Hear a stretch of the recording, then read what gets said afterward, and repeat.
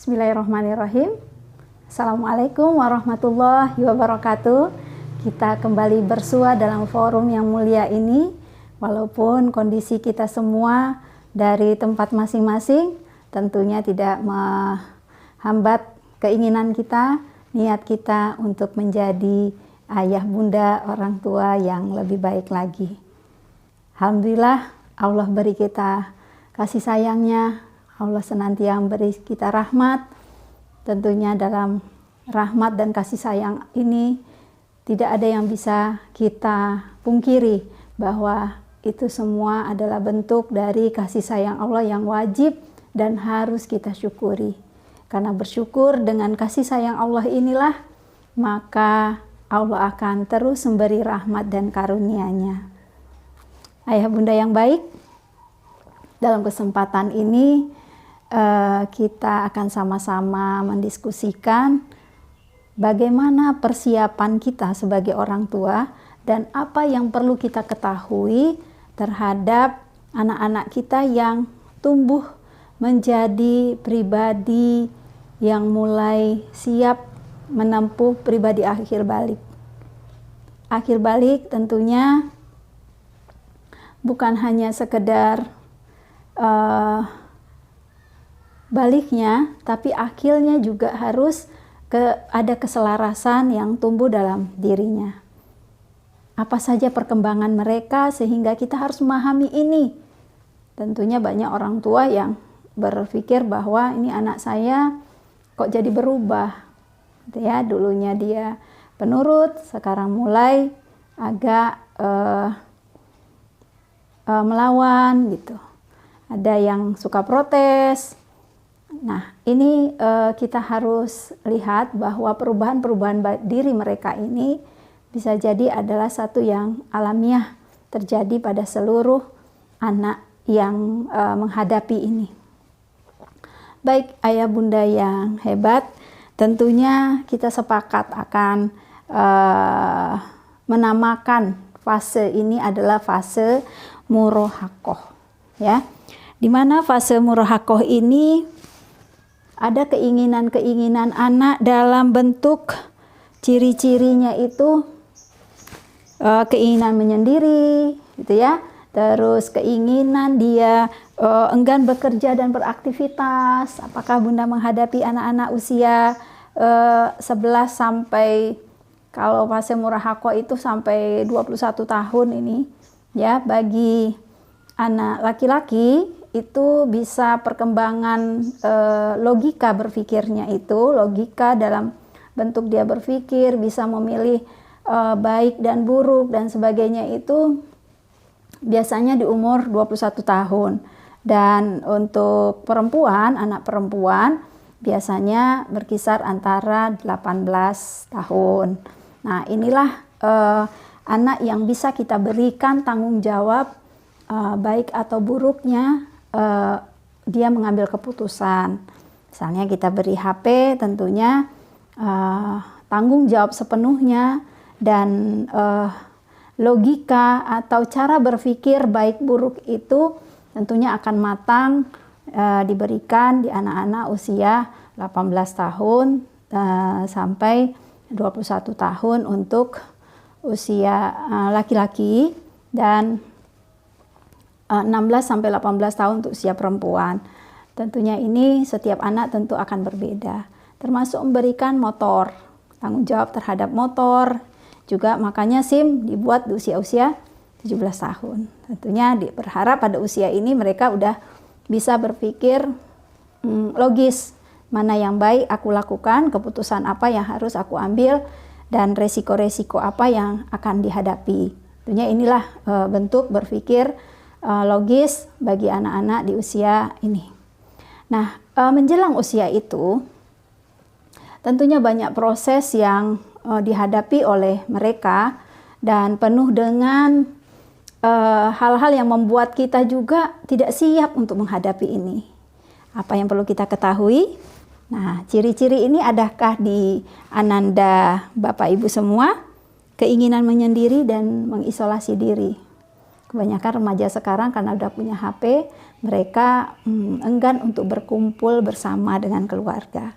Apalagi kita tidak membuat aturan bahwa ada di hari-hari tertentu kita harus bersama. Atau boleh jadi kita lupa membuat aturan untuk makan bersama, makan malam bersama. Sehingga kalau keinginan ini diikuti, maka banyak anak-anak remaja ini yang di usia-usia murahakoh ini, dia ada keinginan menyendiri dan mengisolasi diri. Sibuk dengan urusannya sendiri. Nah, itu biasanya inilah yang dihadapi oleh orang tua.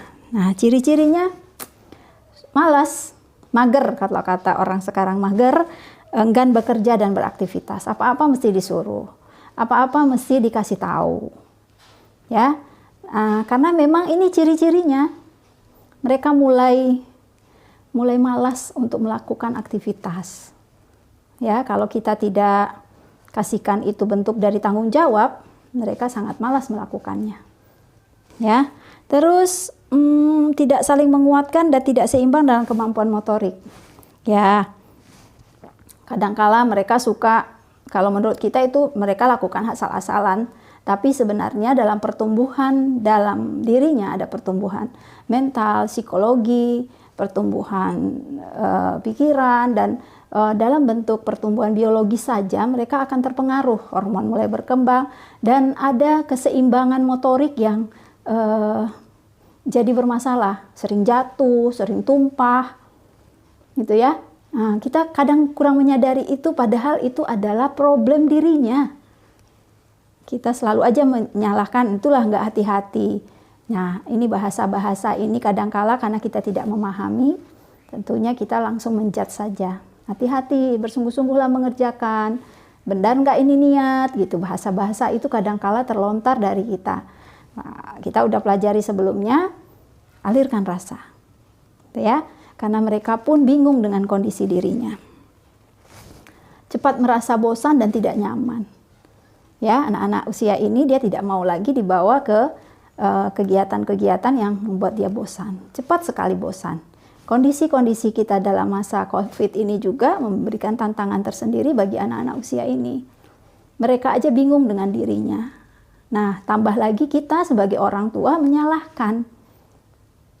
Ya, sering menyalahkan mereka, menganggap bahwa apa yang mereka lakukan itu tidak bersungguh-sungguh, gitu ya. Nah, ini perlu jadi kita pahami bahwa ada sesuatu yang berubah dalam dirinya dan mereka juga bingung dengan diri mereka. Itu yang disebut sebagai mereka mencari jati diri. Dan saat ini perlu pendampingan sungguh-sungguh dari ayah dan bunda. Mulai menolak dan membangkang, minta mereka dimengerti. Itu tadi, kalau kita tidak bisa mengalirkan rasa, maka reaksi-reaksi ini akan kita hadapi dan kita pun tidak bisa paham dengan kondisi mereka, maka akan terjadilah sesuatu yang tidak akan mungkin selesai, ya. Ada keinginan untuk bebas dan melawan segala tindak kesewenang-wenangan. Nah, ini mereka masa-masa ini sangat menggebu-gebu.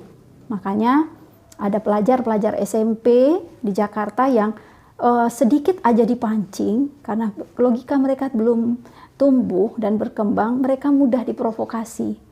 Dan sekarang ada anak-anak SMP yang ikut demo, yang nggak tahu mereka paham tidak demo itu ngapain.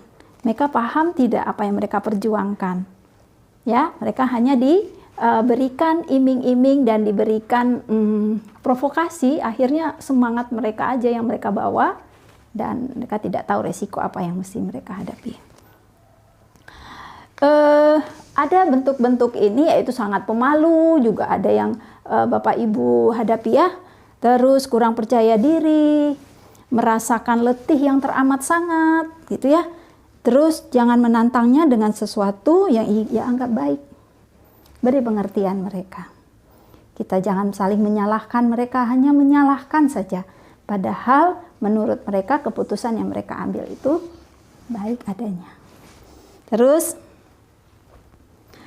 berusaha membantu. Nah, apa yang kita harus lakukan? Berusaha membantu mereka melakukan tugas-tugasnya agar mereka merasa dihargai. Nah, penghargaan, rasa dihargai dan diakui itu yang sebenarnya mereka butuhkan.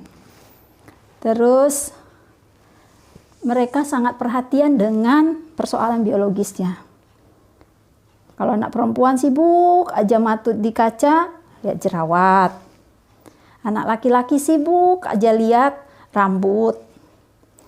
Ya, aku gendut nggak ya? Aku begini nggak ya? Yang dilihatnya adalah persoalan biologis. Memang masa-masa mereka memperhatikan urusan-urusan biologisnya. Terus mereka punya impian. Oh, emosi yang memuncak. Gampang emosinya tersulut kalau ada hal-hal yang di luar keinginan mereka merasa tidak dihargai. Dituduh, ya, dipermalukan, ini emosi mereka sangat luar biasa. Ya, kita kaget dengan kondisi ini. Inilah ciri-ciri di masa-masa murahakoh ini. Apa fenomena pertumbuhan pada masa fase murahakoh ini? Nah, ada pertumbuhan fisiologis. Nah, pertumbuhan fisiologis ini adalah pertumbuhan kelenjar dan kematangan identitas sosial mereka. Biasanya kematangan sempurna itu akan berlangsung di antara umur 18 sampai 21 tahun. Ya, kematangan dari organ atau identitas seksual mereka itu tumbuh antara 18 sampai 21 tahun. Nah, ini pertumbuhan dalam diri mereka adalah pertumbuhan fisiologis. Tentunya dalam masa-masa ini, menjelang masa ini, tentunya pertumbuhan itu akan merubah seluruh perasaan mereka karena hormon mereka akan ada perkembangan. Ya. Apa kewajiban orang tua dalam masa-masa ini? Yang pertama, menjauhkan dari perasaan tidak enak. Ya, resah dan gelisah, makanya perlu mereka orang tua. Nah, terus tenang dengan keberadaan dan keadaan mereka. Orang tua tidak perlu panik dengan kondisi mereka yang sangat berubah, emosional, menyendiri, tidak mau lagi berkumpul bersama keluarga, punya urusan sendiri saja. Tentunya kita pelan-pelan harus memberikan pengertian, memberikan penjelasan bahwa kita sebagai orang tua paham bahwa kamu lagi memiliki perasaan yang kurang tenang, gelisah, resah. Mereka juga tidak tahu perasaan apa itu. Makanya pendampingan orang tua ini penting. Nah, kalau gelisah, kamu gelisah ya? Iya, saya gelisah. Yuk, baca Quran yuk. Kata Allah begini, udah paham kondisimu. Nah, yang begitu-begitu dia perlu orang yang terdekat.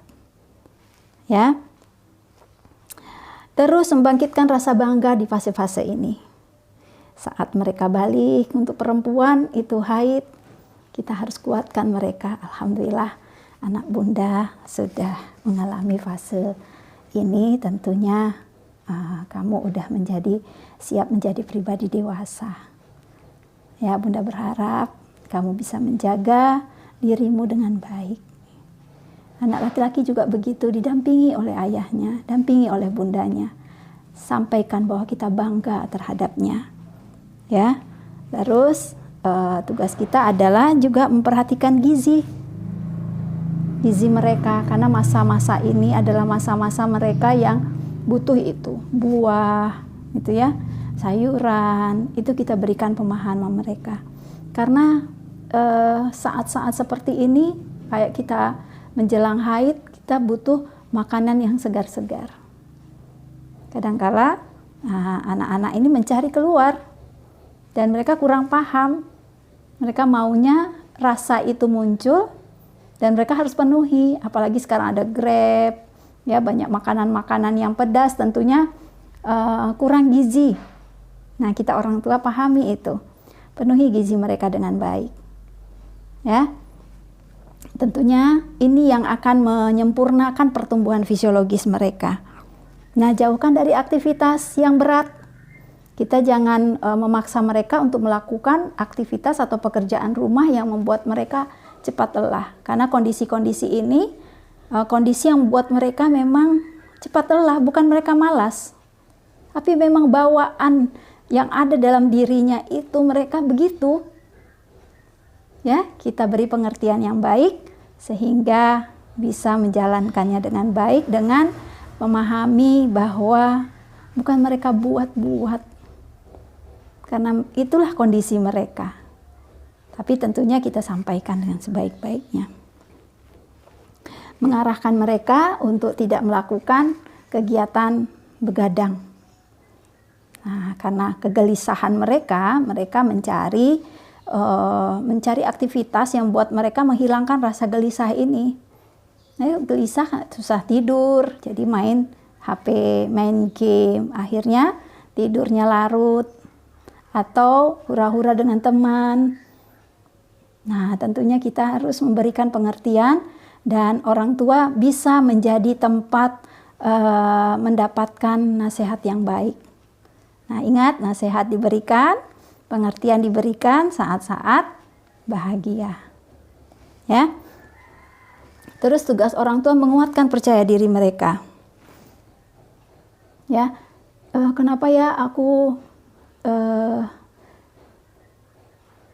banyak jerawat, kenapa mukaku begini, kok badanku jadi gendut, dan sebagainya. Orang tua mendampingi, nggak apa-apa loh nak, nanti ada masanya. Nah gitu, jadi kita orang tua berusaha untuk menenangkan mereka. Dan bagi anak-anak yang kematangan atau keterlambatan kematangan pun kita harus kuatkan, ada masanya. Ya, kamu nanti seperti teman-temanmu. Tuh.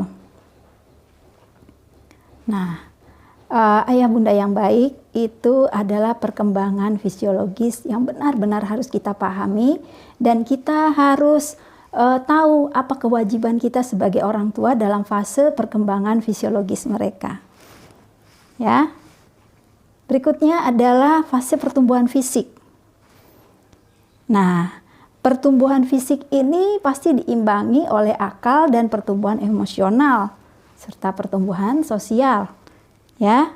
Nah, pertumbuhan ini mengalami perubahan pada kondisi kesehatan anak-anak usia ini, ya, usia SMP menjelang SMA itu sering terkena anemia, terus sakit perut, ada asam lambung naik lah, terus nanti cenderung lamban. Ini bisa jadi karena kecemasan mereka, gelisahnya mereka, termasuk juga pertumbuhan fisiknya. Ditambah lagi pertumbuhan fisiknya lagi mulai berkembang.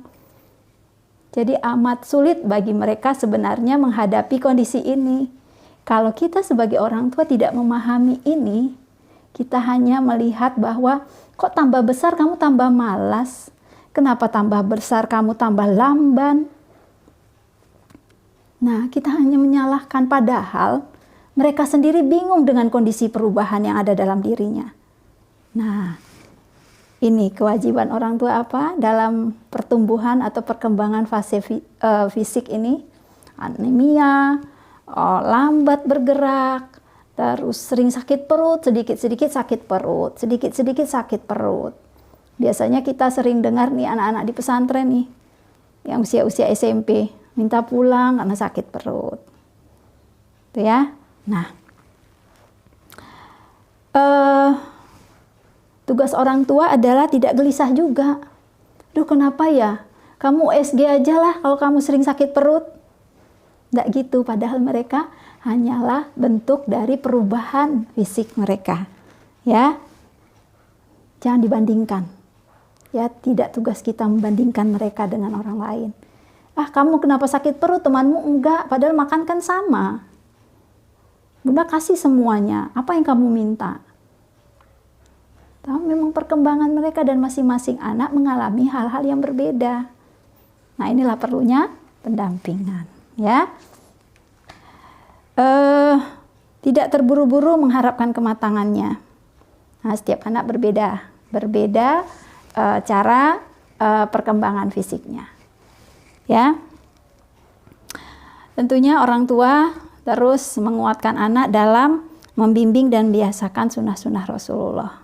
Dekati mereka dengan penuh cinta. Ya, cerita tentang sunnah-sunnah Rasulullah, bahwa kamu adalah anak yang udah mulai dewasa, nak. Ada peran-peran orang tua yang nantinya kamu akan ambil alih peran-peran ayah atau peran-peran ibu. Maka kekuatan dalam dirimu, Bunda akan dampingi apa yang menjadi kegelisahanmu. Tentunya orang tua hebat adalah orang tua yang bisa menjadi tempat berceritanya anak. Orang tua yang membuat anak bisa terbuka bercerita dengannya, khususnya masa-masa ini. Nah, insya Allah kita bisa mendampingi mereka dengan baik, dengan memahami apa yang mereka butuhkan. Wallahu a'lam bishawab. Terima kasih. Kita akan berdiskusi di hari Sabtu. Kita akan bersama dengan Bapak Ibu semua untuk bisa melaksanakan peran pendampingan terhadap remaja atau masa-masa murahaqah ini. Sampai jumpa di diskusi kita di hari Sabtu.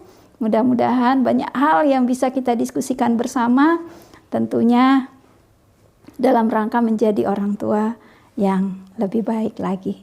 Wallahu a'lam bishawab. Astaghfirullahalazim. Wabillahi taufiq wal hidayah. Wassalamualaikum warahmatullahi wabarakatuh.